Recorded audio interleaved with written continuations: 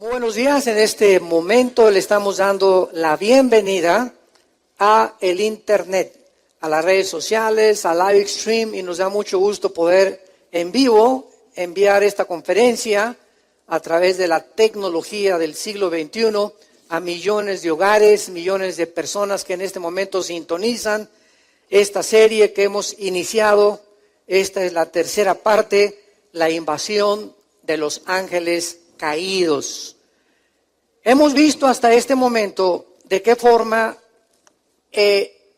la ciencia en los últimos 2 siglos, para hacer un breve resumen, podríamos decir siglo XIX y siglo XX, ha tratado de dar respuestas, por ejemplo, al origen del universo. Han fracasado completamente, porque la ciencia jamás podrá darnos la respuesta científica de cuándo comenzó el universo, porque para que sea científico tiene que ser repetitivo, tiene que ser demostrable, ¿verdad? En un laboratorio el científico observa los fenómenos y se tienen que demostrar en tubos de ensayo, etcétera, etcétera, y el científico simplemente es guiado por las leyes que vamos a ver más adelante que rigen el universo. Vamos a ver quién estableció esas leyes y esas fuerzas o poderes que existen.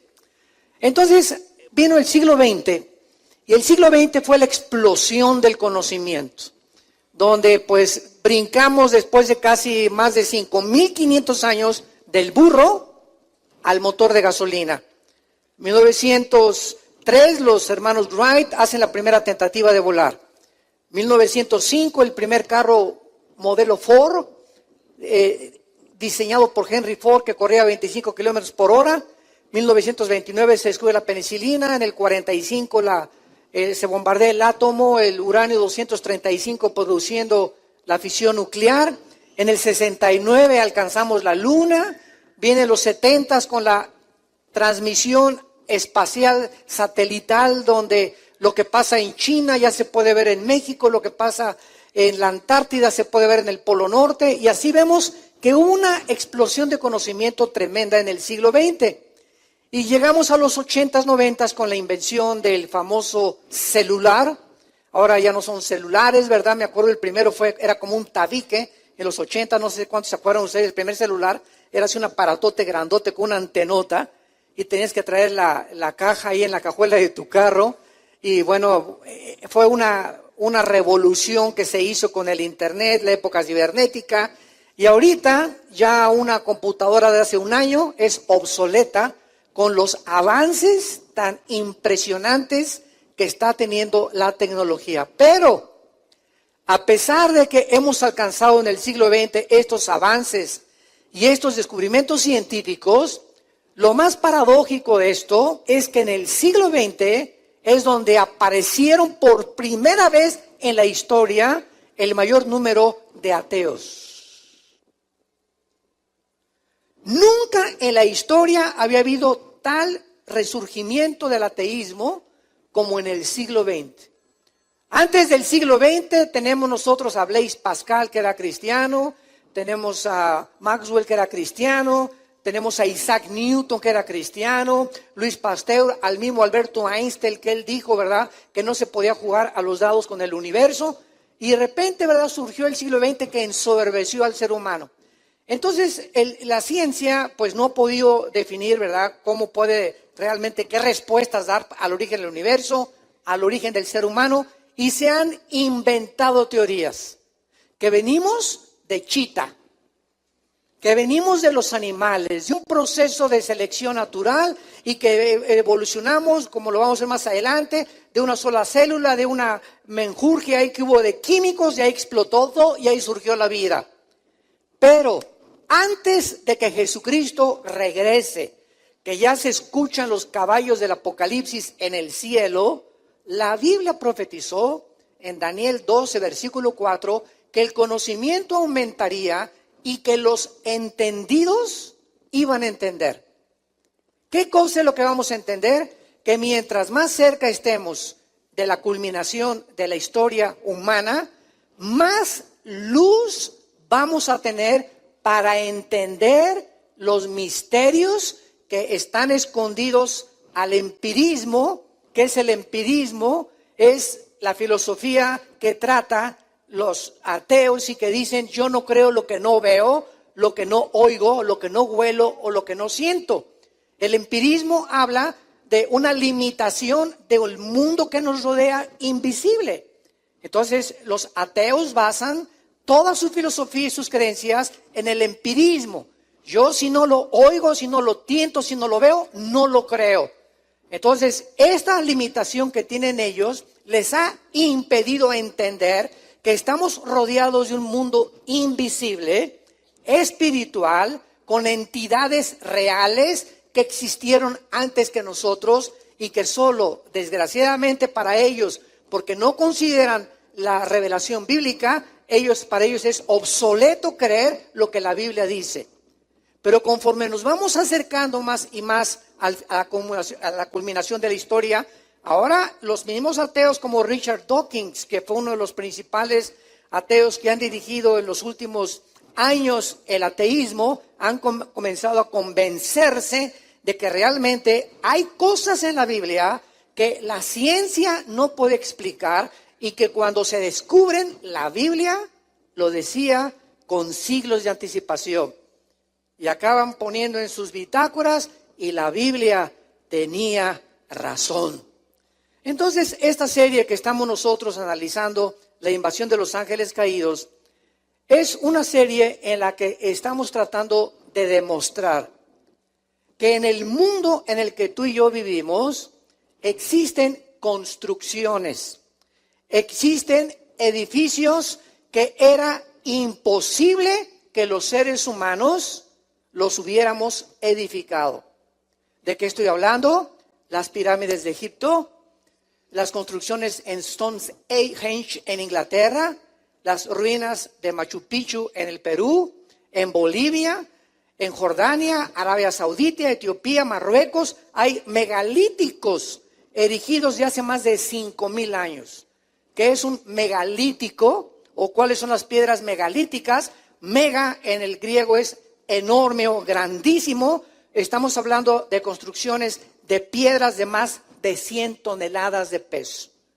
Que hace 5,000 años era imposible, no tenía ni las grúas ni la capacidad de montar las piedras como las encontramos y lo hemos venido desarrollando y describiendo, y que era imposible que sin calculadora, sin computadora, sin calendarios pudieran los mayas, por ejemplo, haber podido realizar el calendario lunar y el calendario solar de 365 días, y sin que ellos hayan tenido absolutamente ningún conocimiento, ni hace 6,000 años que eran granjeros y que eran rancheros, pudieran haber tenido los instrumentos que están azorados los científicos del siglo XXI y que no entienden cómo pudieron estas construcciones llevarse a cabo. En la conferencia anterior estudiamos las pirámides, se las recomiendo. La conferencia anterior, las pirámides de Egipto, las de Machu Picchu, piedras de 150, 200 toneladas cortadas como mantequilla cuando ni sierras de punta de existían. Las pirámides de Egipto unidas las piedras y no ensamblaron. ¿Cómo pudieron cortar piedras de granito? ¿Quién les reveló hace 6,000, 5,000, 6,000 años el sistema de impermeabilización que tienen las pirámides de Egipto? ¿Por qué están orientadas todas hacia el cielo y a los 4 puntos cardinales y a los símbolos del zodíaco? ¿Qué es lo que está pasando? Que al mismo tiempo que las pirámides de Stonehenge en Inglaterra y las de Perú, de Machu Picchu y las de México, ¿cómo es posible que se hayan puesto de acuerdo en hacer las mismas edificaciones, con las mismas piedras, con las casi similares construcciones, si no había WhatsApp? No tenían internet, no tenían manera de comunicarse. ¿Cómo es posible que hayan podido hacer lo mismo en diferentes partes del mundo? Esta coincidencia no es accidente. Y vamos a ver pues entonces que detrás de todas estas cosas existe un mundo invisible que la Biblia nos revela de ángeles caídos, que están en la tierra todavía actuando y que hace 4,000, 5,000 años pudieron transmitir este conocimiento a los seres humanos y que ahora estudiantes de los famosos ovnis dicen que fueron extraterrestres. Y por algún lado tienen razón, porque los ángeles caídos sí son extraterrestres, pero no son los extraterrestres que están imaginándose, los que están por aquí metiéndose, y que de Plutón o de Júpiter, etcétera, etcétera, sino que son seres invisibles que existieron antes que nosotros, con el único propósito de engañarnos a nosotros. Dejaron la huella en este mundo. ¿Por qué? Porque antes de que el hombre existiera aquí en la tierra, este planeta fue habitado por ellos. Antes de que Dios recreara, en el versículo 3 de el Génesis capítulo 1, la recreación, en el primer versículo es la creación bara de la nada. Elohim bara, Bereshit Elohim bara a Samayim Haeretz, dice en el hebreo. En el principio Dios creó, y la palabra crear es bara con B grande, que es de la nada. De la nada Dios hizo, lo confirma Hebreos 11:3, porque las cosas que se ven fueron hechas de lo que no se veía.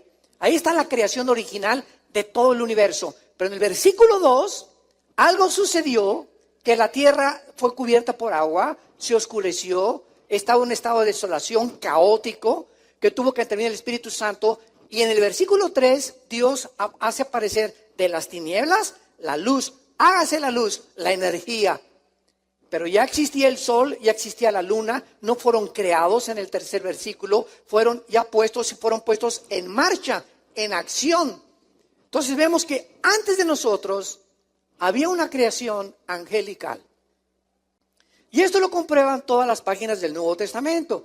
Por ejemplo, en Job 28 dice la Biblia que los ángeles, cuando estaba Dios midiendo la tierra de una forma radiométrica, y estaba calculando el punto entre el polo norte y el polo sur Dios, y la circunferencia que tenía que tener la tierra, y la velocidad que la tierra necesitaba para que hubiera vida y pudiera girar en 24 horas y en 365 días alrededor del sol, y la distancia que tenía que tener la tierra exactamente del sol para que hubiera vida, y la necesidad que hubiera 4 estaciones, y la combinación de gases de oxígeno y nitrógeno que necesitamos para respirar, y porque es el único lugar en nuestra Vía Láctea donde hay oxígeno. Aunque digan, se descubrieron 7 planetas y parecidos a la Tierra, ¿y qué?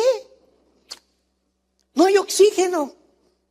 Estamos esperando salirnos del planeta hermosísimo que Dios nos hizo para con algún día la esperanza. Pues es que ya no veas tanto la guerra de las galaxias. Y todavía mantenemos ese sueño utópico.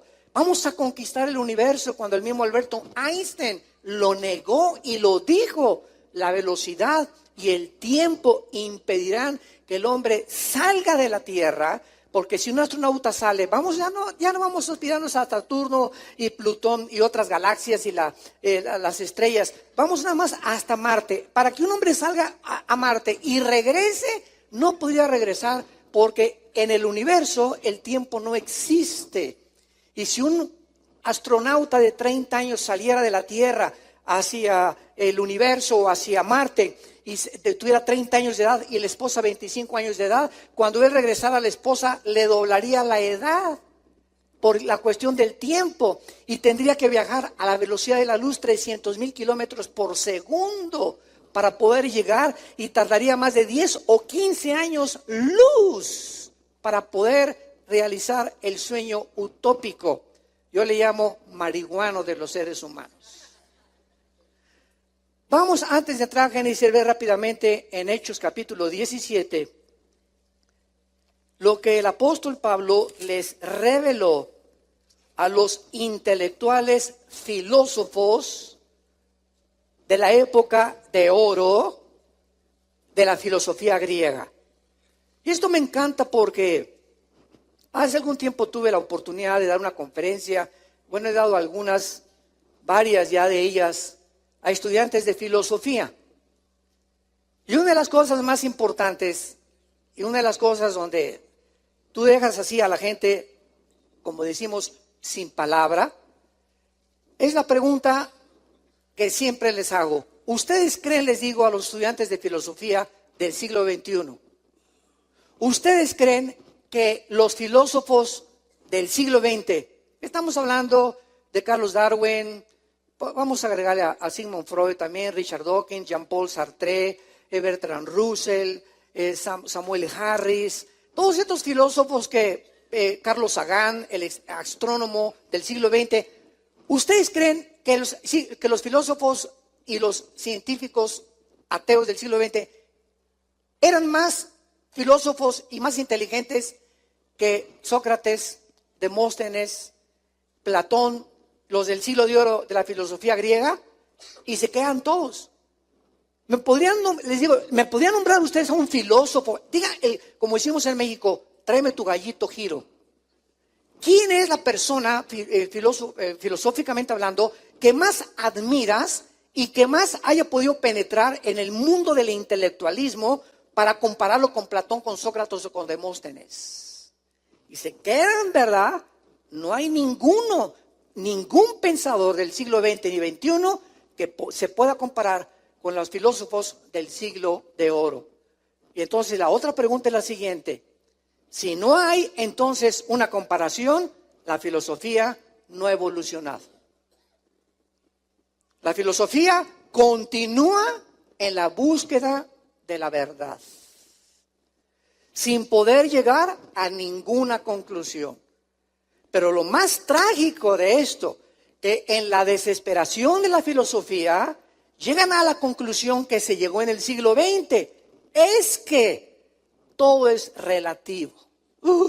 Dios mío santo, hemos llegado a concluir, por lo menos, que no existen las verdades absolutas. Todo es relativo. Mira, lo que es verdad para ti, para mí no es verdad. Si para ti ser homosexual es bueno, para mí es malo, entonces respétame porque esa es mi forma de vida. No hay nadie que nos diga que tú eres mejor que yo o que tú eres mejor que yo. Si los nazis en la Segunda Guerra Mundial asesinaron a más de 8 millones de judíos, es porque ellos obedecían la política nacional socialista hitleriana, y entonces no somos menos malos que los hindúes, ni menos malos que los ISIS, ni menos malos que... Cada quien tiene su manera de ver el mal y el bien, y lo que es bueno para unos es malo para los otros. Imagínense que a esta conclusión el hombre ha llegado en el siglo XXI. Increíble. O sea, nunca el ser humano se había atarantado tanto, ni confundido tanto, como se encuentra en el siglo XXI. Y como consecuencia, porque las ideas siempre tienen consecuencias, las ideas no crean, no, las ideas tienen consecuencias. Y como las ideas tienen consecuencias, nos encontramos al borde de una tercera guerra mundial. Nunca en la historia se había almacenado el poderío nuclear con el cual se está volviendo a rearmar el mundo como en los últimos 10 o 15 años. Más ahorita en esta administración norteamericana con el nuevo presidente. Nunca habían vuelto otra vez a desempacar los tratados de prohibición que hicieron nucleares hace algunos años, y ahora ya no respeta nadie, nada, ni hay un policía en el mundo que le diga a Norcorea: ya no mandes misiles de pruebas al mar de Japón, ni tampoco no hay nadie que le diga a Putin: ya no avances por favor a Lituania y Estonia, ahí cálmate ahí, no vais a atacar Europa. Ya no hay nadie que pueda frenar a nadie. Nos encontramos en un mundo agresivo y violento, donde estamos a punto, es como una olla hirviendo que está a punto de explotar. Y el conocimiento y la ciencia y los descubrimientos arqueológicos y científicos, ¿de qué nos sirvieron? Jesús, María y José y el burrito que los acompaña. ¿De qué nos sirvió toda esta cosa que nos ensoberbeció? No, la ciencia, y vamos a alcanzar el mundo y vamos a resolver los problemas de la humanidad que van más allá de nuestra capacidad. Y hemos hecho el ridículo como seres humanos, como filósofos e intelectuales, por la soberbia del corazón humano. Es un mundo ensoberbecido. Un mundo que le dice: no te queremos, Dios. Somos lo suficiente, somos mejores que tú. Es más, ¿sabes una cosa? Te voy a comenzar a cuestionar. Bájate donde estás, Diosito, y siéntate aquí. A ver, tú siéntate y yo te voy a juzgar ahora. ¿Por qué permitiste esto? ¿Y por qué permitiste el mal? Ah, sí, dice Dios, ahora tú me vas a juzgar, eres más sabio que yo. ¿Crees que porque lo que no entiendes te da el lugar para poder concluir de que yo no existo, simplemente porque no entiendes mi creación? Fue lo que lo contestó Dios a Job en capítulo 38, 39, 40, 41 y 42 de su libro. ¿Crees que porque no entiendes mi creación o lo que yo no hago, me vas a decir que tú eres mejor que yo? O sea, tú si hubieras sido Dios, hubieras hecho un universo mejor. Ja, ja, ja, ja. Gusano de renacuajo de aguapuerca. Es la soberbia. Ese es el ateísmo. Denunciando y desafiando, pues que yo soy ateo porque no entiendo esto. ¿Y por qué creaste el mal? ¿Y por qué creaste? ¿Sabes qué? Y como dijo Dios Teofilito, ni lo vas a entender. Y por eso Dios nos da la fe. La fe no es ciega, nos da evidencias. Y la más grande evidencia es la muerte de su Hijo en una cruz y su resurrección de los muertos. Ya más no nos puede bastar de que Él vive.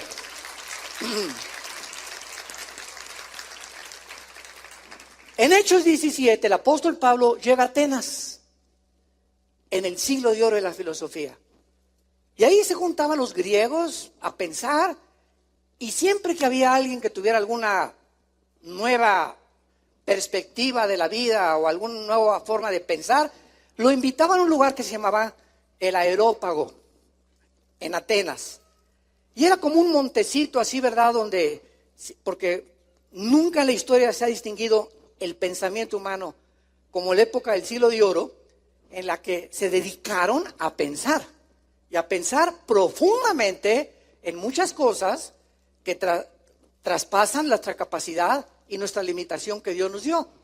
Y dice el versículo 17, versículo 22, Pablo, porque pasó por Atenas Pablo, puesto en medio del Areópago, les dijo: varones atenienses, en todo observo que son ¿qué? Lo primero que Pablo distingue y observa era la increíble religiosidad de estos grandes pensadores que no eran ateos. Y lo más interesante de la palabra que se usa en el griego aquí, religiosidad, que es desdidai, monasterios, es miedo a los demonios. La palabra religiosidad significa temor a los demonios en el griego. En todo observo que ellos no lo entendieron, que tienen ustedes espíritus que los han llevado a qué cosa, a tratar, vamos a seguir leyendo, y dice Pablo, porque pasando y mirando vuestros santuarios, hallé un altar en el cual estaba esta inscripción: al Dios no conocido, al que ustedes adoran, pues sin conocerle, es a quien yo les anuncio. Pablo entra al Areópago y ve que por todos lados había altares de los griegos. ¿Saben ustedes lo que es un altar? Ahorita actualmente, desgraciadamente, se está volviendo otra vez en muchas iglesias la costumbre de pasen al altar y creen que el altar es venir a hincarse aquí. ¿Sabes una cosa? La palabra altar significa, apúntalo, el lugar del sacrificio. Y bajo el Nuevo Testamento ya no hay altares más que el que traes tú y yo en el corazón. Ahora, el sacrificio ya fue hecho por Cristo en la cruz. Y si lo queremos adorar, lo adoramos en el altar de nuestro corazón. Ya no hay ningún altar donde podemos decir a la persona, pasen al altar. ¿Por qué? Porque el altar ahora está dentro de nosotros. Así como Dios no habita en templos hechos por manos, ni le llamemos jamás, vamos al templo. ¿Cuál templo? El templo está dentro de ti. Esto es un edificio nada más, y puede ser un cine, puede ser un club deportivo, puede ser este lugar donde nos reunamos. La iglesia somos nosotros, no los edificios, como lo vamos a ver en el mensaje de Pablo, bajo el Nuevo Testamento. Entonces los griegos habían levantado un altar, por lo menos eran honestos, al Dios desconocido. O sea, los griegos decían, pienso, luego existo, luego vivo. Vivo, tiene que haber una causa, porque de la nada no sale nada. Si mi existencia tiene que tener una causa, a todo efecto hay una causa, y si esta causa no soy yo, tiene que estar fuera de mí. Y los griegos no tenían la revelación de Jesucristo. Para eso Dios mandó a los apóstoles a todo el mundo antiguo, el Asia Menor y Europa, a dar este mensaje. De que ese Dios que la gente adora en las religiones, los hindúes, los musulmanes, somos incorregiblemente religiosos a través de la historia y adoramos lo que no sabemos, y si no tenemos un Dios, levantamos una piedra y le hacemos una forma humana, o agarramos madera y comenzamos a cortar madera y hacemos un ídolo de la madera o del yeso, del cemento, y después de aquello que hicimos con nuestras manos nos hincamos a adorar obra de nuestra propia creación. Imagínense nada más. Y ahí están, ¿verdad? Santos que levantamos y estatuas y ídolos que levantamos. ¿Quién los hizo? Los hicimos nosotros. Monumentos e ídolos que tienen ojos y no ven, tienen oídos y no oyen, no caminan. No hay espíritu dentro de ellos. Y ante ellos nos hincamos a adorarlos porque ignoramos quién es el verdadero Dios y Padre, creador del universo, Padre de Jesucristo, que se reveló en las sagradas escrituras que se llaman la Biblia, que tienes tú y que tengo yo. Gloria a Dios, bendito sea el nombre del Hijo de Dios, que nos ha revelado su voluntad.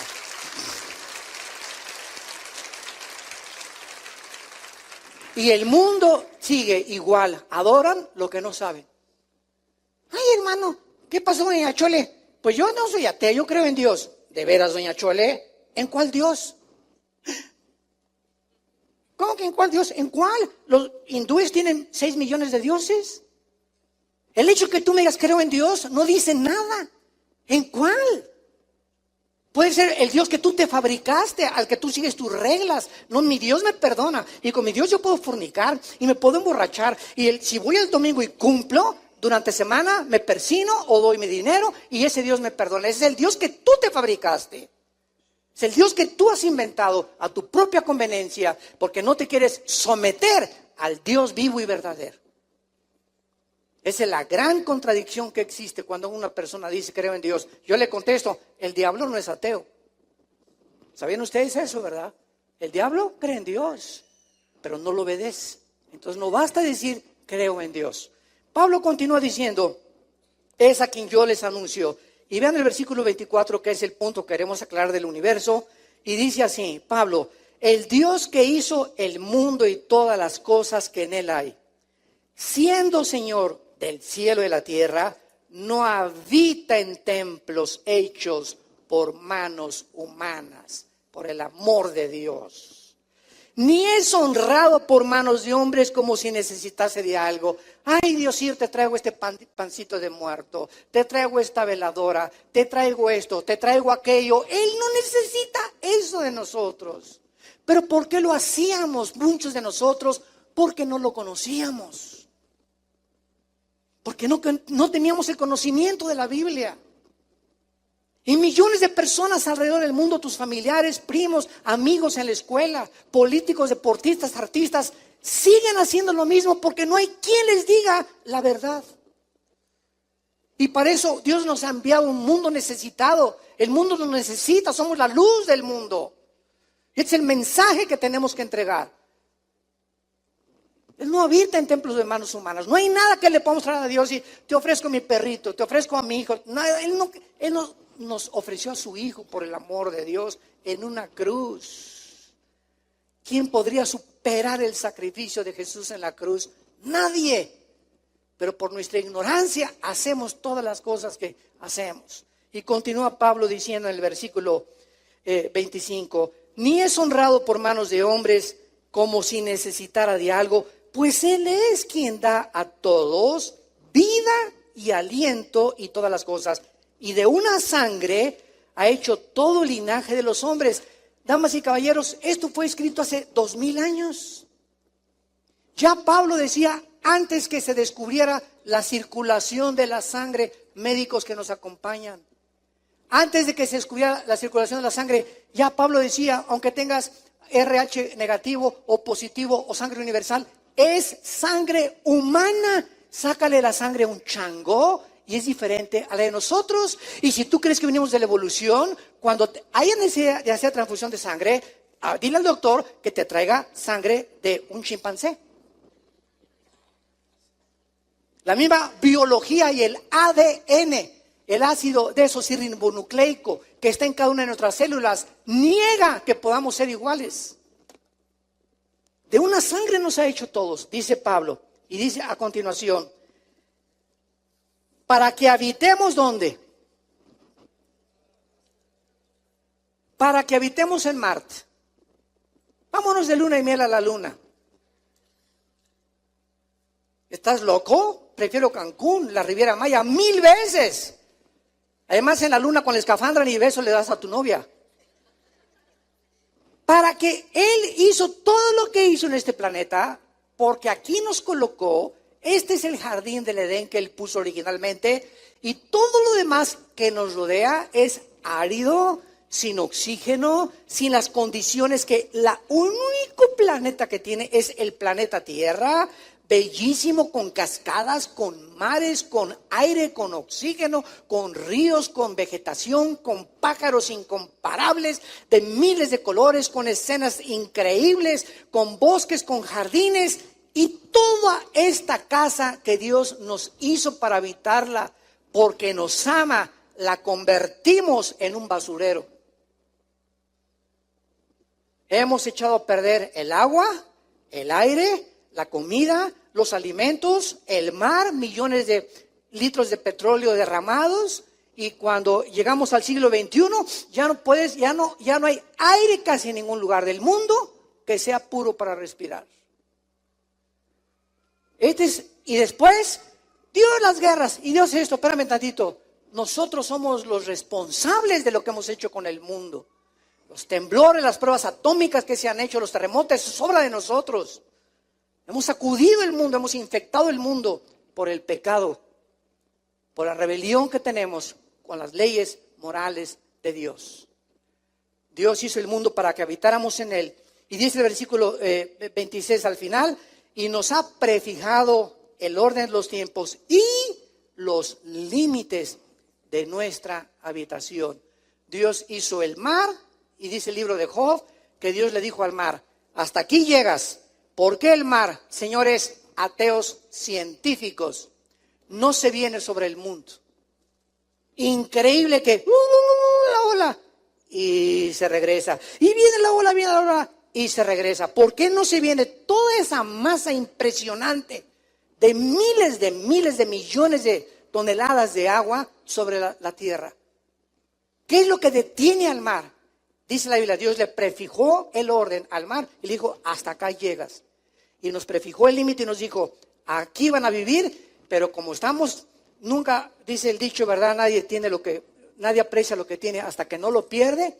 Ya estamos hartos del mundo, ya estamos hartos de Monterrey y Guadalajara y todo este smog y Shanghái y la China, esto y el otro y guerras por aquí. Y vámonos al espacio y comenzamos a soñar sueños marihuanos. Vámonos a la Marte, sí, los extraterrestres y los platillos voladores van a venir a rescatarnos. Y comenzamos a inventar imaginaciones, tratando de escapar de un Salvador que nos hizo a su imagen y semejanza, porque no queremos reconocer la soberanía y la sumisión que necesitamos tener a Dios. Pues la Biblia hace 2000 años estableció que el hombre nunca conquistaría el espacio. Llegamos a la luna, hicimos pininos y mandamos naves por aquí, por allá, esto y el otro, regresan y se desaparecen. Y además, para terminar este tema, el día que el hombre llegara a Marte, suponiendo que llegáramos, o que llegáramos a Mercurio, que llegáramos a Venus, los más cercanos, ¿saben ustedes cuál sería el propósito y la razón por la cual los países quieren llegar a estos planetas? Siempre con motivos bélicos. Poner desde allá un cañón apuntando a la Tierra. Y allá arriba, si llega el de Corea del Norte, a ver, chinitos, a todos ustedes allá abajo. Ahora, desde aquí tengo el poder en el momento que no se sometan a mis demandas y comience el chantaje, desde aquí me los echo a todos. Y pondría al mundo de rodillas, fuera esa nación u otra nación, pero siempre habría la capacidad humana y la tendencia humana de dominar y controlar el mundo. Y lo dijo Jesús: los hombres y los gobernantes se enseñorean de las naciones y os oprimen, mas el Hijo del Hombre ha venido para servirlos y dar su vida en rescate por muchos. Entre ustedes, nosotros, los que estamos comenzando a conocer la verdad, no debe ser así. Entre ustedes, el más grande es el que le lava los pies a los demás. Entre ustedes, el más grande no es el que es servido, sino el que se convierte en siervos de los demás. ¿A cuánta gente tú como cristiano sirves? ¿A cuántos orfanatorios vas una vez al mes? ¿A cuántos asilos abrazar a los viejitos? ¿Cuánta gente pasando? Ahorita veníamos aquí a la iglesia y cuántos niños pobres, niñas de 6, 7 años así, chamuqueo, con paletitas, me compraron una, quítate chamaca. ¿Y cuánto es una limona? 5, 10 pesos. ¿Qué son 5, 10 pesos ahorita para una muchacha así? Ni siquiera puedo comprar un refresco, ni un medio litro de leche.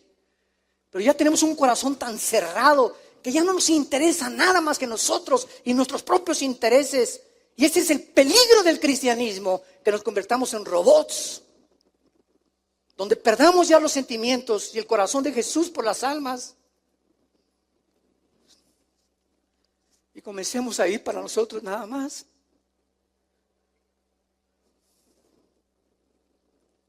Ayúdanos, Señor. Oh, Dios. Ten misericordia. Ten misericordia, Señor, de nosotros. Necesitamos despertar a la realidad de la vida cristiana. Muy bien. ¿Alguien trae un Kleenex por ahí que me podría regalar? Regresamos a Génesis 6. Gracias. Y en Génesis 6 vemos un pasaje que va a ser el tema, la plataforma teológica y bíblica de toda esta serie, la invasión de los ángeles caídos, porque en Génesis 6 vemos el primer intento satánico de pervertir la genética humana. Cuando en Génesis 3:15 se hizo la primer promesa de la venida del Mesías, y Dios dice, hablando, tu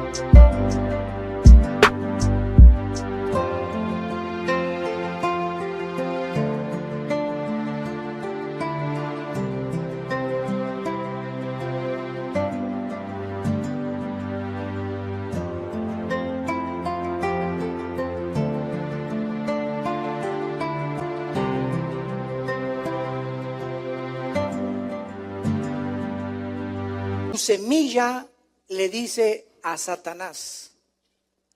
Y la palabra semilla en Génesis 3:15 es la palabra hebrea sera con Z para que lo apuntes, que significa esperma.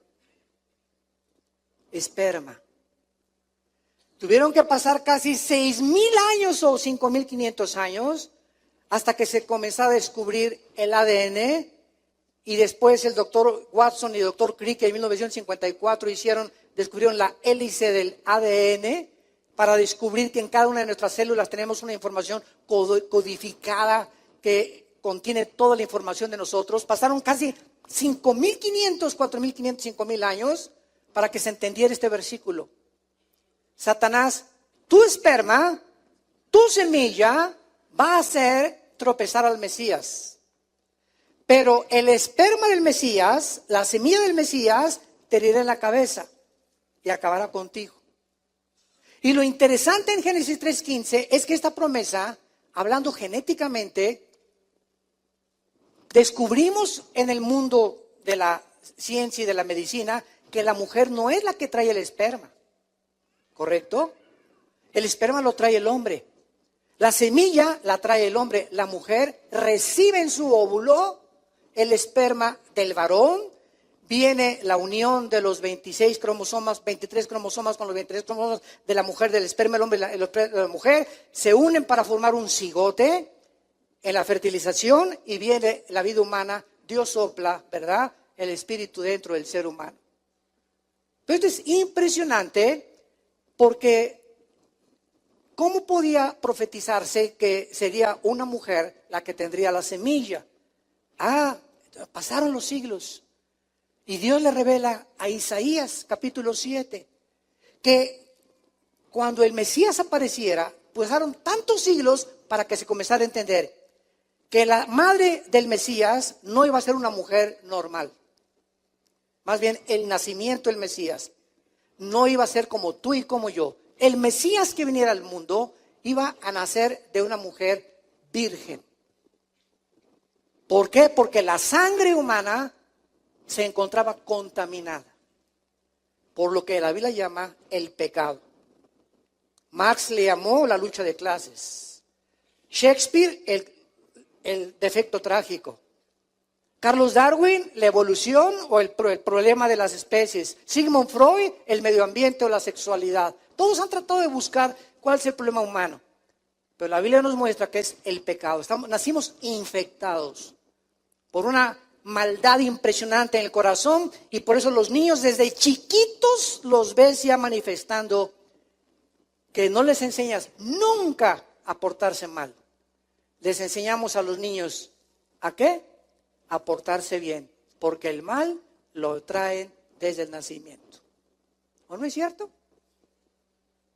A ningún niño le enseñas a portarse mal. Mira, escupe tu espagueti. Escúpele los complejos ahorita a tu abuela cuando venga a sentarse aquí, le haces ahí, y le haces así. ¿Verdad que a nadie le enseña eso a sus niños? Ni el peor de los hombres, solito, ¿verdad? Y a los 2 años son los peores dictadores de una casa. Y tienen una voluntad que demandan que se les obedezca. Y si no, como reguiletes en el hasta que se les dé el capricho. Y entramos los padres a tratar de comenzar a despegar esa tendencia con la cual nacen nuestros hijos y todos nosotros también, para que entendamos que no podemos vivir en rebelión toda nuestra vida contra la autoridad.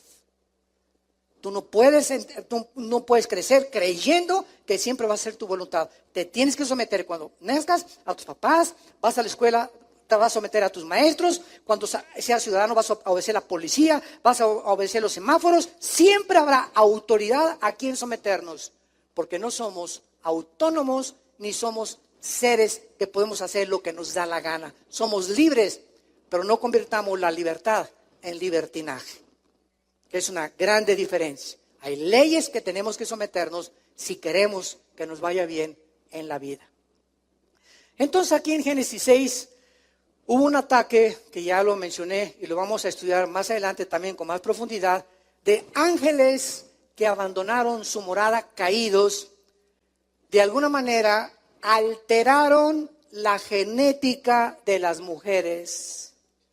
Y como consecuencia y resultado de esta unión angelical con las mujeres humanas, no sabemos si fueron relaciones como tú, como mi esposa y yo tenemos, o como los que estamos casados.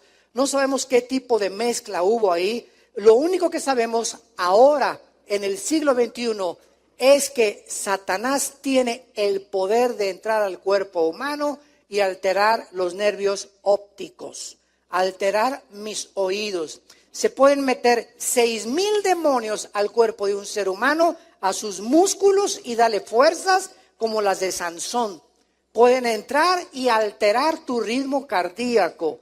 pueden entrar a tu estómago y descomponer tus intestinos, pueden entrar a las neuronas, a los billones de neuronas del cerebro y desconectar ciertos alambres para producir en un ser humano desórdenes mentales, psicopatías, esquizofrenias, neurosis, ataques de pánico. Tienen esa capacidad que no había sido estudiada por muchos siglos. Y si tienen esas capacidades, no tendrán también acceso al sexo, a alterar las relaciones sexuales.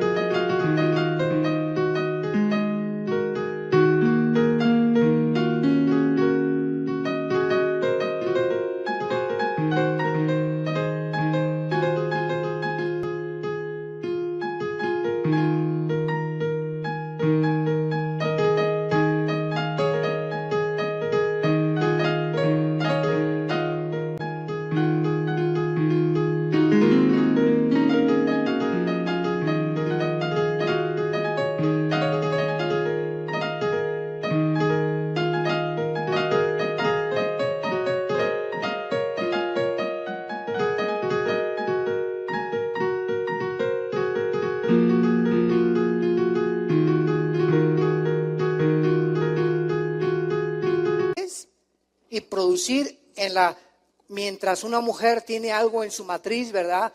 Y en desarrollo, ¿no podían alterar y convertir monstruos para nacer? Claro que sí, la Biblia nos los dijo hace miles de años.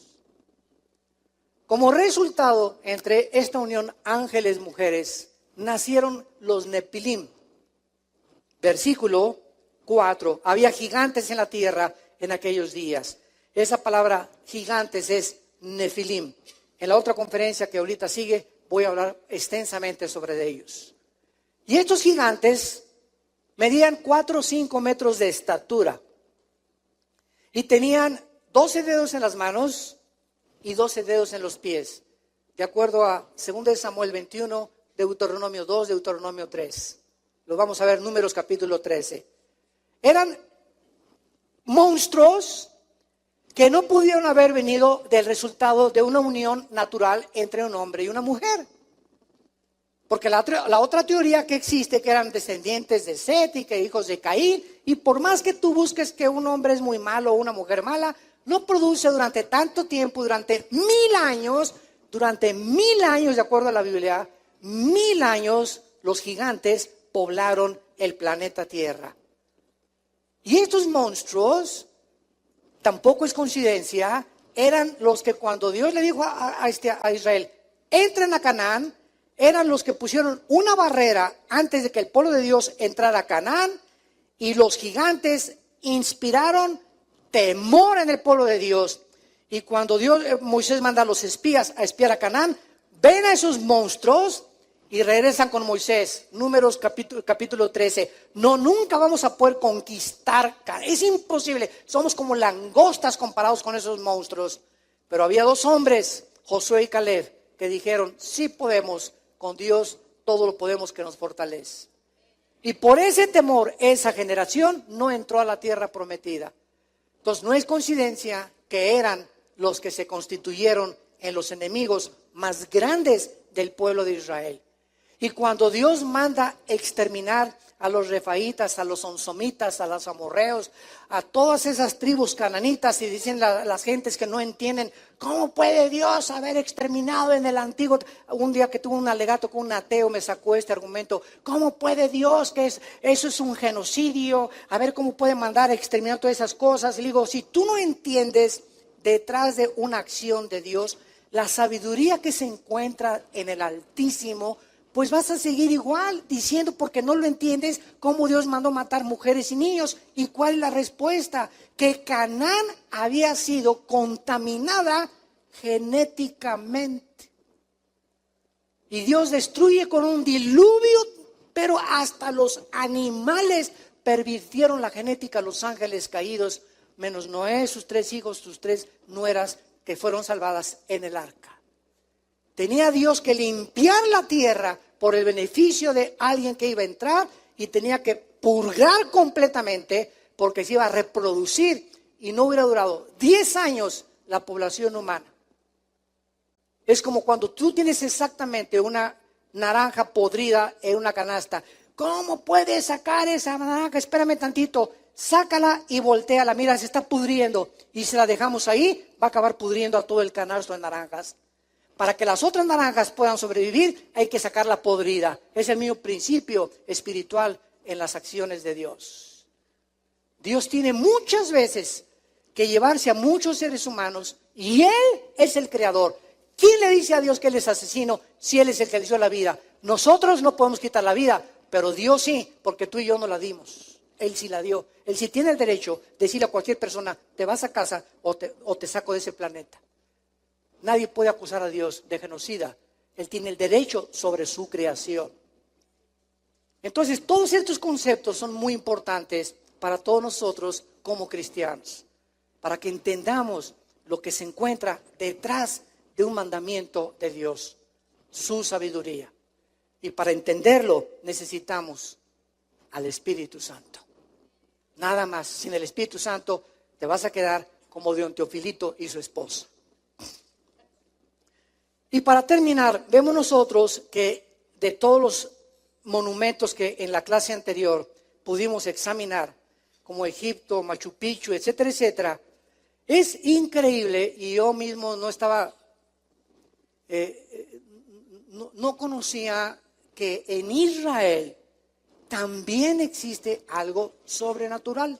Escuchen ustedes, una de las más grandes maravillas, pero poco conocidas en el mundo antiguo, es un monumento parecido al de Stonehenge en Inglaterra.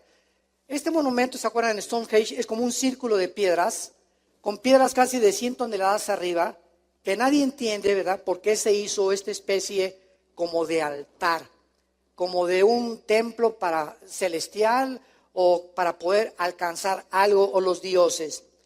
Y se encuentra situado en las colinas del Golán en Israel. ¿Cuáles son las colinas del Golán? Muy bien. Si tú vamos, los que nos han acompañado a Israel, al llegar a Israel aterrizamos en Tel Aviv y siempre hay un viaje al mar de Galilea, al norte de Israel. En un mapa llegando a tu casa lo puedes ver. La parte norte de Israel, del mar de Galilea, y arriba está el monte Hermón y después las colinas del Golán, que son la frontera con Siria. Y que en 1967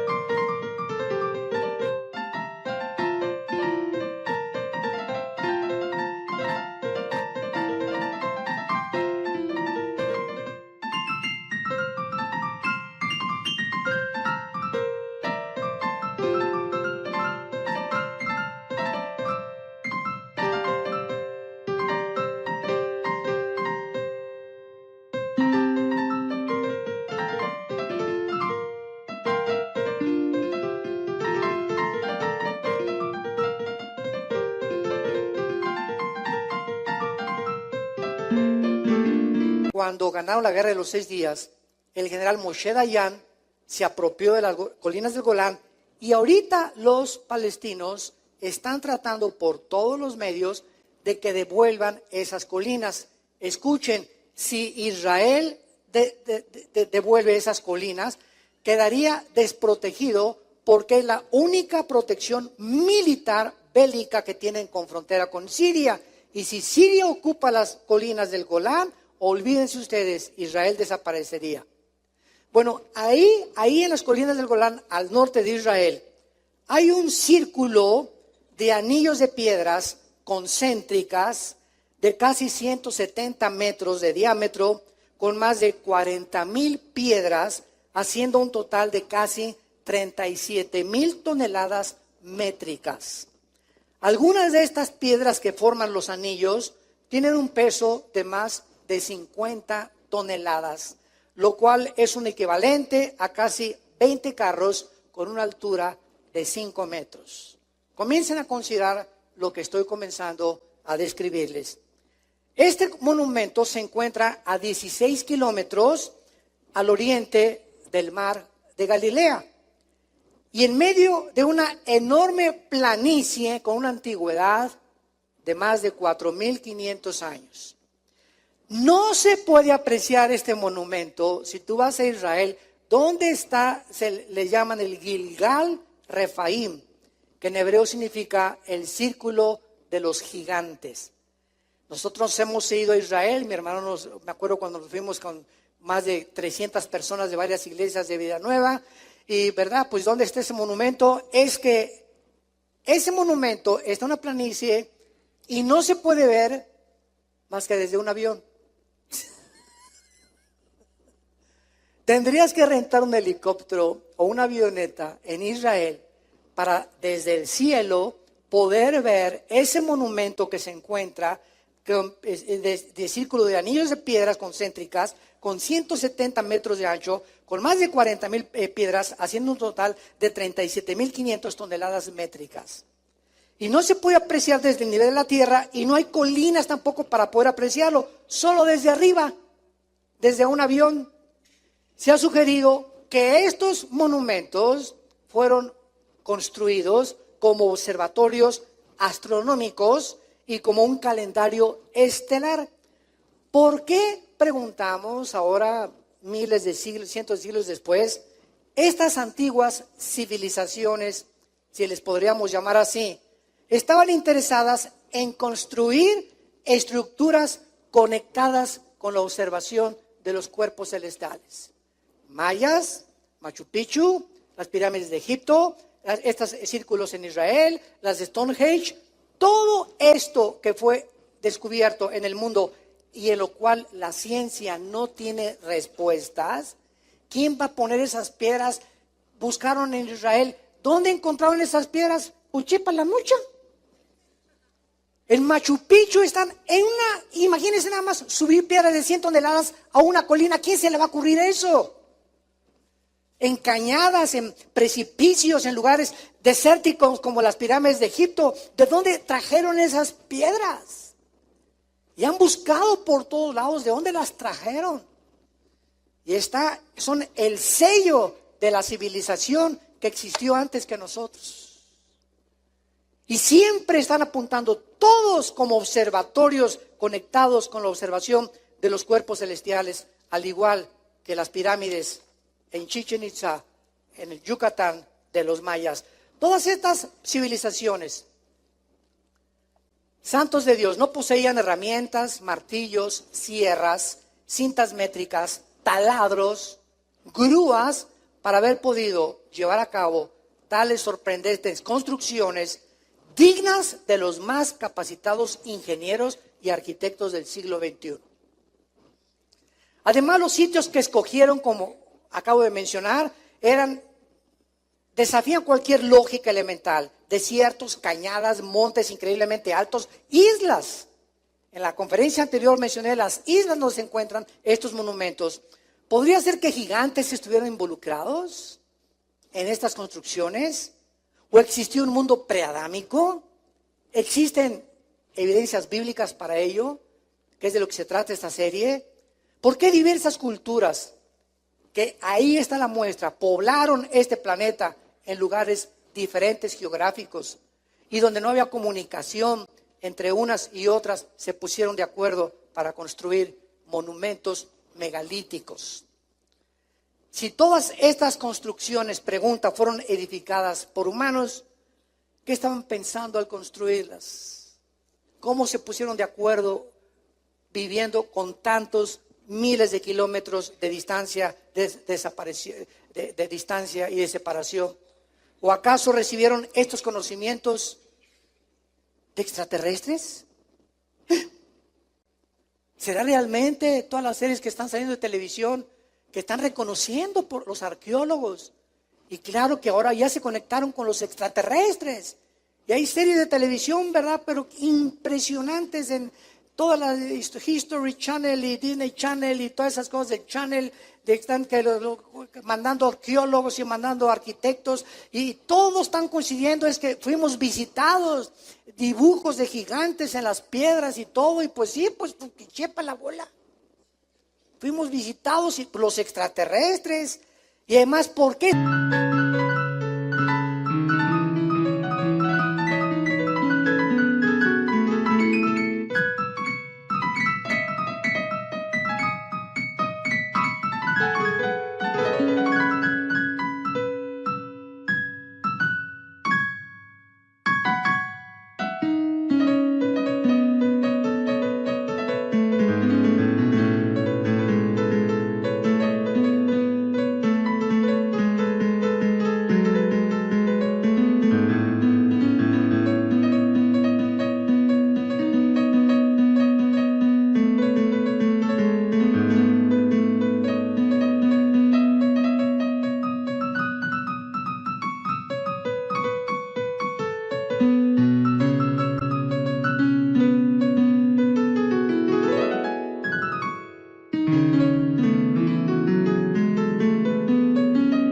Insistencia en forma de pirámides, la mayoría, o de círculos y monumentos gigantescos. Algunos expertos quieren argumentar, no, pues esto fue en la época de piedra, en la época neolítica. Sin embargo, es lógico que si fue en esa época de piedra, solo había granjeros, por el amor de Dios, agricultores que estaban apenas aprendiendo a cosechar, a sembrar, a usar con trabajos el rastrillo, alimentar sus ganados y fabricarse ollas para cocinar. ¿Quién podría imaginarse hace 4,500, 5,000 años que la civilización del mundo, sin la tecnología del siglo XXI, pudieran haber hecho construcciones que superan las construcciones del siglo XXI, por el amor de Dios? Y todo esto nos lleva a estos misterios que la Biblia nos va a ir revelando cuando tú verdaderamente eres un apasionado por la verdad.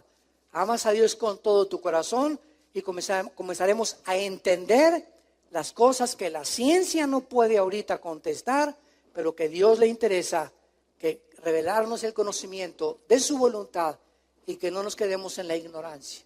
Que sepamos que servimos a un Dios inmenso, creador de los cielos y de la tierra, que los extiende como una cortina y que todo el universo y los hoyos negros y las galaxias y las estrellas, que hay estrellas que son 1,000,000 de veces más grandes que el sol.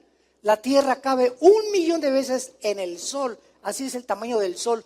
La tierra cabría 1,000,000 de tierras dentro del sol, para que tengas idea el tamaño del sol, del astro que puso Dios solamente para beneficiarnos a nosotros, pequeñas pulgas de sartén, que